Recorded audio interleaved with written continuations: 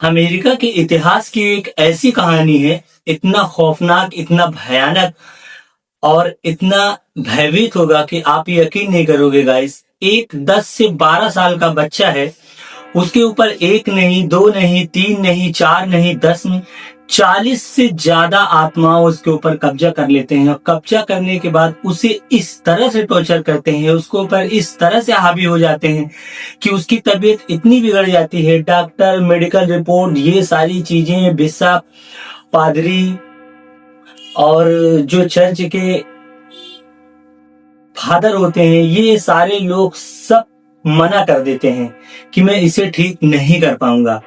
वो छोटा सा बच्चा जिसका नाम डेविड था, 10 से 12 साल उसकी उम्र रहती है। ये 40 से ज्यादा आत्माएं उसके ऊपर आने के बाद में मैं इसके ऊपर हुकूमत करूंगा, मैं इसे कंट्रोल करूंगा, मैं इसे अपने हिसाब से चलाऊंगा। उनके आपस में आत्माओं की लड़ाई होती है और लड़ाई होती है जिसकी वजह से उसकी तबीयत इतनी खराब हो जाती है गाइस कि उसकी जो है आवाज तक चली जाती है। गाइस, ये अमेरिका की एक खौफनाक कहानी है और ये केवल एक ऐसी कहानी नहीं है किसी ने बना के बताई हो, एक रियल स्टोरी है, एक सच्ची घटना पे आधारित है। इस पे कई किताबें लिखी गई है, बहुत सारी किताबें हैं और इस पे मूवी भी बनी है, द कंज्यूरिंग।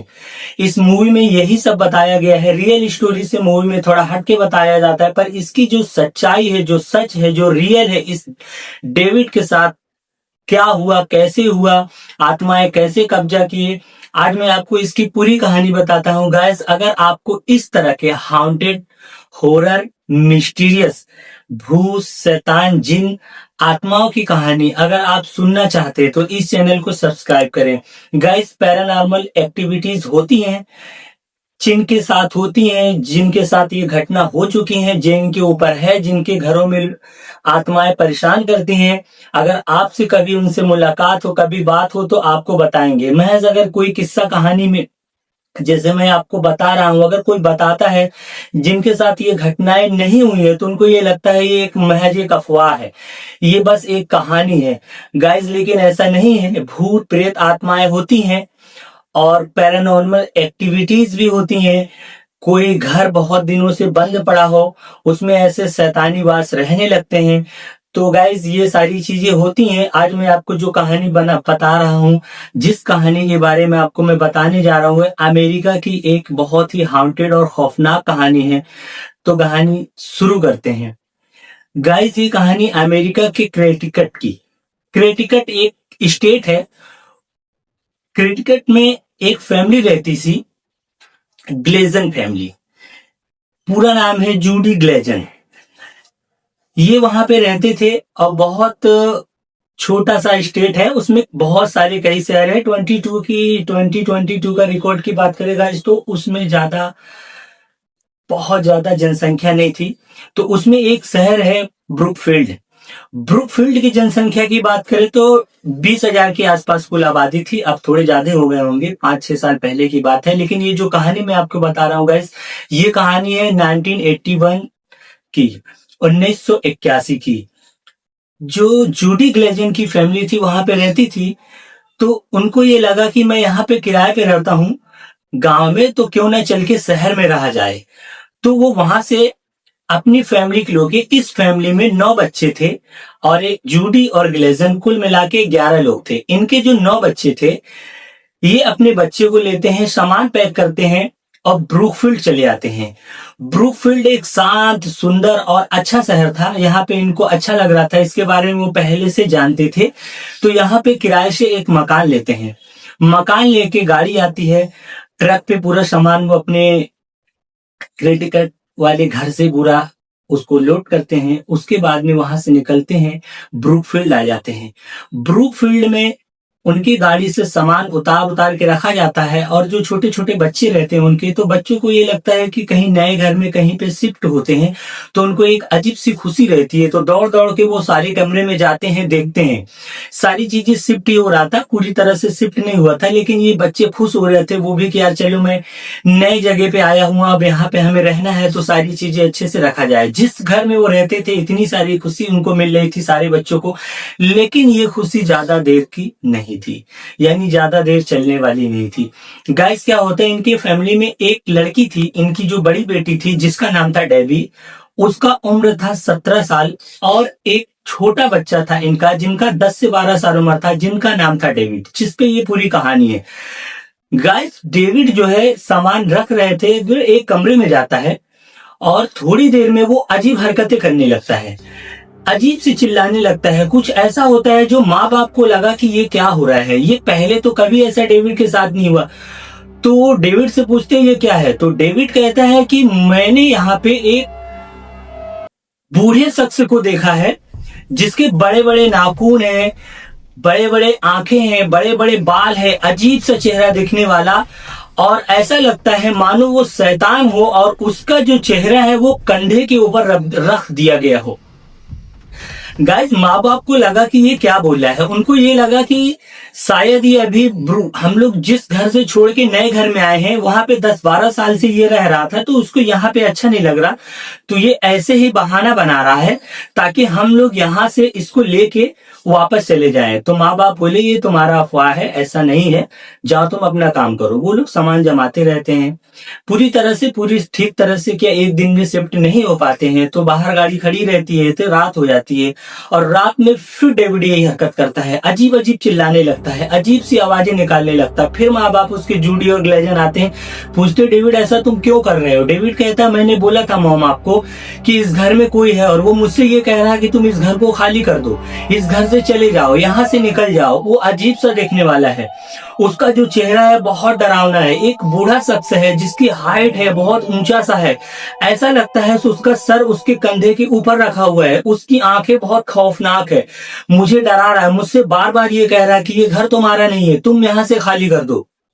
जूडी और ग्लेजर परेशान होते हैं, कहते हैं, फिर वो दोनों आपस में डिस्कस करते हैं पेरेंट्स उसके कि ऐसा कैसे हो सकता है। फिर वो कहते हैं नहीं, ये डेविड का जो है ना वहम है, डेविड वो घर छोड़ के वहां 10-12 साल रहा है और यहाँ पे रहने में वो अपने दोस्त यहाँ पे नहीं है, नए दोस्त बनाना पड़ेगा, कुछ ऐसा भी बाहर गया नहीं तो उसको अजीब लग रहा है, इसलिए वो ऐसी हरकतें कर रहा है।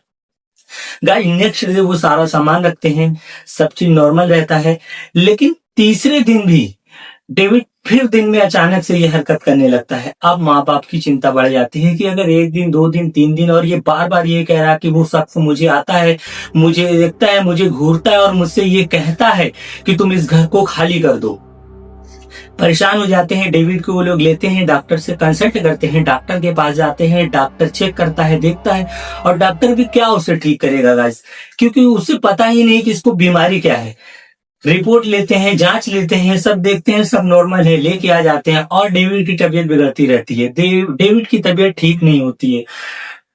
अब माँ बाप परेशान की, डॉक्टर को मैंने चेक कराया, उसमें कुछ भी नहीं निकला, और डेविड अजीब अजीब हरकतें करते जा रहा है, और धीरे धीरे ये सिलसिला चलता ही रहता है कि डेविड का तबीयत इतना खराब होता है गाइस कि अब वो बोलना बंद कर देता है, मतलब उसकी आवाज गायब हो जाती है, बस वो जो भी बोलता इशारे में बोलता और मुंह से सिर्फ हिस हिस की आवाज निकलती। माँ बाप परेशान होते हैं कि जब से मैं इस घर में आया हूँ शायद डेविड सही कर रहा था, लेकिन अगर डेविड के साथ तो हमारे 7 बच्चे और हैं, मैं तो हम लोग को क्यों नहीं दिखाई देता वो शैतान, वो भूत, वो आत्मा, जो कुछ भी है।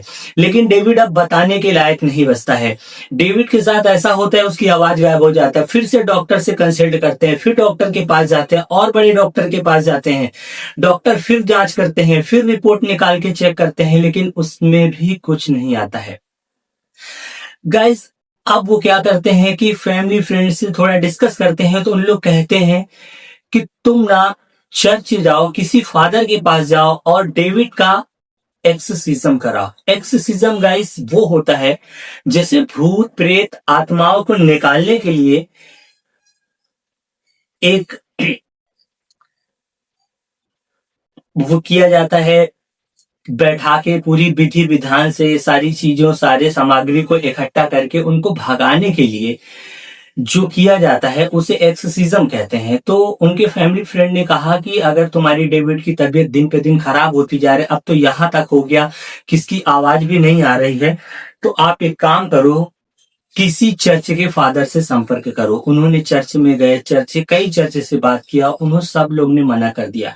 जो फैमिली फ्रेंड थे उन्होंने बताया कि आप कहीं और जाओ। एक दो जगह और जाते हैं, सारे फादर मना कर देते हैं कि नहीं मैं ऐसा नहीं करूंगा। एक्सोर्सिज्म करने के लिए जब वो बोला जाता है तो ये सब चीजें चलती रहती हैं। उनको पता चलता है कि जैसे एक सोसाइटी होती है, एक पैरानॉर्मल सोसाइटी के दो लोग रहते हैं, एक का नाम रहता है एडी और दूसरे का लॉरेन। वो इसी बेस पे काम करते हैं, वो भूत प्रेत आत्माओं को निकालते हैं, भगाते हैं और उसकी सच्चाई जानते हैं, और वो जानते हैं फिर उस तरह से उसका इलाज करते हैं। तो ये एक सोसाइटी से जुड़े हुए थे, इसी बीच इनको पता चलता है। तो एडी और लॉरेन से ये लोग संपर्क करते हैं। अपॉइंटमेंट लेने के बाद एक दिन इनका नंबर आ जाता है, एडी और लॉरेन इनके घर पे आते हैं। घर पे जैसे ही आते हैं, एडी और लॉरेन, इनको पता चल जाता है इनके घर में शैतान का वास है। एक नहीं, दो नहीं, तीन नहीं, चार नहीं। जब वो डेविड को देखते हैं तो बाहर निकलते हैं और उनके पेरेंट्स को, जूडी और ग्लेजन को बुलाते हैं और ये कहते हैं कि डेविड के ऊपर एक नहीं 40 से ज्यादा शैतानों का वास है, और जो डेविड की तबीयत खराब हो रही है और जो डेविड इतना बोलना बंद कर दिया, जो इतना डरा रहता है, जो बोल नहीं पाता है, जो इसकी तबीयत दिन पे दिन, उसका रीजन ये है कि इन शैतानों का कहना है कि इसको कंट्रोल कौन करेगा। उन शैतानों में ये लड़ाई हो रही है कि इसकी बॉडी पे कंट्रोल मैं करूंगा। इसी बहस को लेके, जिसकी वजह से उसके ऊपर इनकी तबीयत, इनकी उन लोग की लड़ाई हो रही है, वो अपनी अपनी पावर दिखा रहे हैं, जिसकी वजह से डेविड की तबीयत और बिगड़ती जा रही है। तो बोले अब मैं कैसे ठीक करूं। बोले किसी चर्च में किसी फादर से संपर्क करते हैं, इसका एक्सोर्सिज्म कराते हैं, एक वहन ऐसा कराते हैं जिसकी वजह से ये भगाया जाए, इस भूत प्रेत आत्मा को हटाया जाए। तो बोला कि मैंने, उसके फादर पेरेंट्स डेविड के बोलते हैं कि हम लोगों ने आसपास के सारे चर्च में जाके बात किया, पर किसी फादर ने करने से सभी ने मना कर दिया। बोले मैं बात करता हूं।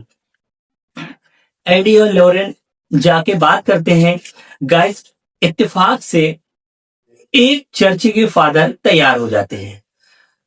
अब तैयार हो जाते हैं, डेविड को वहां पे लेके जाया जाता है और 3 पार्ट में एक्सोर्सिज्म करना था। एक हो जाता है, 2 हो जाता है, तीसरा भी हो जाता है गाइस। लेकिन तीसरा होने से पहले इस कहानी में एक नया मोड़ आता है। जो इनकी पहली बेटी थी, जिसका नाम डेबी था, उसका जिसकी उम्र 17 साल थी, ये एक लड़के से प्यार करती थी जिसका नाम था आर्ने जॉनसन। आर्ने जॉनसन इसको भी बहुत प्यार करता था और डेबी भी उसे बहुत प्यार करती थी। लेकिन डेबी जो है, आर्ने को ये बताई थी कि मेरा एक छोटा भाई है, वो उसकी तबीयत खराब रहती है, वो अजीब अजीब हरकतें करता है, कहता है कि मेरे घर में एक बूढ़ा शख्स है जो कहता है ये घर तुम्हारा नहीं है, इसमें हम लोग का वास है, तुम इस घर को खाली कर दो। धीरे धीरे उसकी तबीयत बिगड़ जाती है और वो इस हद तक बिगड़ गया है कि वो बोल भी नहीं पाता है। डॉक्टर इलाज करने से मना कर देते हैं, चर्च के फादर भी मना कर देते हैं। पर अभी अभी एक एडी और लॉरेन जो पैरानॉर्मल सोसाइटी से जुड़े हुए हैं, वो आते हैं और वो फादर से बात करते हैं। एक फादर इलाज करने के लिए तैयार हो जाते हैं और 3 चरणों में उसका इलाज करने की बात करते हैं। 3 पार्ट में 2 हो गया है, आज तीसरा है। आर्ने जॉनसन को डेबी ये बात बताती है। आर्ने उससे बहुत प्यार करता था, तो आर्ने कहता है कि मैं भी चलूंगा। तो डेबी बोलती नहीं, तुम रहने दो। पर आर्ने कहता है कि मैं भी चलूंगा तुम्हारे साथ। नहीं मानता, वो आ जाता है। जब उसको तीसरी सेशन के लिए लेके जाया जाता है, अब वहां पे जो फादर थे और जो डेबी फादर थे और डेविड 2 और लॉरेन और एडी, ये 4 लोग के अलावा 5वें की एंट्री नहीं दिया जाता था। लॉरेन का कहना ये था, एडी का, कि किसी चौथे से लेके 5वें की जरूरत नहीं है और ये सेशन करने के लिए इतना ही जरूरी है। पर जब डेबी लेके जाती है आर्ने को, तो आर्ने जिद करने लगता है कि नहीं मैं जाऊंगा, मैं देखूंगा कि उस बच्चे के साथ क्या होता है। पर बहुत मना करने के बाद भी जब आर्ने नहीं मानता है, तो लॉरेन और एडी दोनों तैयार हो जाते हैं और कहते हैं कि अगर इसमें बैठना है तो तुम चुपचाप रहोगे, कुछ बोलोगे नहीं। गाइस, ये लास्ट चरण जो तीसरा सेशन चलता है, ये चल ही रहा होता है कि उससे बर्दाश्त नहीं होता है। वो गुस्से में आर्ने ये कहता है कि तुम कौन हो कि इस छोटे से बच्चे को परेशान करते हो। शैतान अगर तुझ में हिम्मत है तो निकल के बाहर आ और मेरे ऊपर आ, इस बच्चे ने तेरा क्या बिगाड़ा है। बहुत सारी ऐसी ऐसी बातें करता है, चिल्लाता है। और गाइस, वो लोग मना करते हैं कि मैंने तुम्हें बोला था, एडी और लॉरेन, लेकिन वो गुस्से में बोल देता है। और ये सेक्शन भी पूरा होता है। पूरा होने के बाद में धीरे धीरे अब डेविड की तबीयत ठीक होने लगती है गाइस, धीरे धीरे ठीक होने लगती है। लेकिन उसने शैतानों को चैलेंज किया। जिस शैतान को उसने बोला कि तुम्हारे अगर हिम्मत है तो मेरे ऊपर आके दिखाओ, मेरे ऊपर कब्जा करके बताओ तो मैं जानू कि तुम कौन हो, ऐसा आर्ने ने कहा था। उन शैतानों ने डेविड का बॉडी को छोड़ के आर्ने के ऊपर आ जाते हैं। अब आर्ने की तबीयत खराब हो जाती है। और जब डेबी आर्ने को देखती है और ये समझ जाती है तो एडी और लॉरेंस से डेबी बात करती है कि मेरा भाई तो ठीक हो रहा है, अब ये शैतान तो डेवी ये कहती है। तो जो है लॉरेन और एडी को जब ये बात डेवी बताती है तो लॉरेन और एडी कहते हैं कि मैंने मना किया था कि कुछ बोलना नहीं, पर बीच में इसने बोला और शैतानों ने, उन आत्माओं ने इसको, डेविड को छोड़ के आर्ने के ऊपर आ गया, मैं इसका इलाज नहीं कर सकता। गाइज, वो लोग बहुत कोशिश करते हैं, डेबी के फैमिली और डेबी भी, एडी और लॉरेन मना कर देते हैं। पर जाते जाते ये कहते हैं कि तुम आर्ने के ऊपर जो आत्माएं हैं, 40 से ज्यादा आत्माएं अब डेविड को छोड़ के आर्ने के ऊपर आ गए हैं। तो आप लोग होशियार रहना और ध्यान रखना अपने आप को और दूसरों को भी देखना कि कभी भी कुछ भी हो सकता है। जाते जाते लॉरेन और एडी पुलिस स्टेशन में जाके ये कहते हैं, ये सारी कहानी बताते हैं कि ऐसी ऐसी बात है, एक आत्मा है, एक बॉडी पे कब्जा किया था, हमें पता है वो ऐसे ऐसे किया है, अब वो दूसरे के ऊपर चला गया है, तो आप लोग उस घर पे कभी कभी जाके चक्कर लगा लिया करो। तो पुलिस हंसती है, कहती है कि कहाँ इन चक्करों में लगे हो, भूत प्रेत आत्मा ये होता है। हम लोग मुस्लिम को देखे केस की, देखो कि जो दिखाई नहीं देता, जो है ही नहीं है, जो हमने देखा नहीं, उसके लिए जाया जाते हैं, हंसते हैं और बात को टाल देते हैं। एडी और लॉरेन चले जाते हैं और कभी कभी बीच बीच में ये हरकतें वो लॉरेन करता रहता है, आर्ने। गाइस, ये चलता ही रहता है। एक दिन पता चलता है कि डेबी की एक जगह एक जॉब लगती है, उसकी नौकरी लग जाती है। गाइस, डेबी इस बात को खुश होती है और उसका जॉब एक सैलून में लगती है, जो पेट सैलून था, यानी जानवरों का सैलून। वहां पे जॉब करने के लिए फर्स्ट डे था। वो खुश होती है और जाने लगती है। डेबी को बताता है, क्योंकि जो आत्माएं हैं वो हमेशा नहीं, कभी कभी आते थे और बहुत परेशान करते थे, उसी तरह से करते थे जैसे डेविड के ऊपर करते थे। अब वो आर्ने के ऊपर आ गए हैं। आर्ने है वो डेबी का बॉयफ्रेंड है। इसके ऊपर हटे हैं। तो डेबी और आर्ने जब साथ में इलाज के लिए आए थे तो पास में कैमरा रह के रेंट पे रहने लगे थे। ये लोग भी तो साथ में ही रहते थे। अब दोनों शादी भी कर लिए थे और एक जिंदगी अपनी अच्छी भली चला रहे थे, पर आत्माएं इसके ऊपर कब्जा कर रहे थे और सभी ने मना कर दिया। तो इनके पास कोई रास्ता भी नहीं था, तो वो जैसा चल रहा था चल ही रहा था। तो ये खुश होती है और आर्ने को बताती है। आर्ने बहुत खुश होता है, कहता है कि मैं भी तुम्हारे साथ चलूंगा, जब तुम जॉब से फारिग हो जाओगी, यानी तुम शाम को छुट्टी आओगी, तो हम लोग शाम को एक रेस्टोरेंट में चल के खाना खाएंगे। गाइस, आर्ने तैयार हो जाता है और डेबी, ये दोनों निकलने लगते हैं। डेबी अपने पेरेंट्स को फोन करती, बताती, तो वो लोग भी तैयार होते हैं कि मैं भी खुश हूँ, आज तुम्हारा नौकरी का पहला दिन हो, तो हम सब भी साथ में आएंगे और साथ में चलेंगे और एक डिनर करेंगे एक होटल में। वो सब भी तैयार होते हैं, चले जाते हैं। वो फर्स्ट डे था, काम करती है, छुट्टी होती है, साथ में सब लोग एक रेस्टोरेंट पे आते हैं खाना खाने के लिए। गाइस, ये सब लोग खाना खा रहे थे तो डेवी और डेविड की एक छोटी बहन थी, मारिया, जिसकी उम्र थी करीब 6 से 7 साल। बहुत खूबसूरत, बहुत अच्छी थी। और उस रेस्टोरेंट का जो मालिक था, उसका नाम था जॉनसन। गाइस, जॉनसन आता है, उनका वेलकम करता है, उनको जो भी रेस्टोरेंट में ऑर्डर करते हैं दिया जाता है, वो लोग खाते हैं। और वो जो है एक सीधा साधा शख्स था, रेस्टोरेंट का जो मालिक था जॉनसन। तो वो जो उसकी छोटी बहन थी मारिया, उसको घूर घूर के देख रहा था और आर्ने के ऊपर जो बुरी आत्माएं थी वो देख रहा था। कि अचानक से पता नहीं क्या हुआ कि वो हवा में उड़ के आर्ने आता है और उस जॉनसन के ऊपर चढ़ता है। चढ़ के अपनी जेब से एक चाकू निकालता है और उसके सीने में कई वार करता है। और वहीं पर वो मर जाता है। अफरा तफरी मचता है, सब लोग परेशान हो जाते हैं कि आर्मी ने ये क्या कर दिया।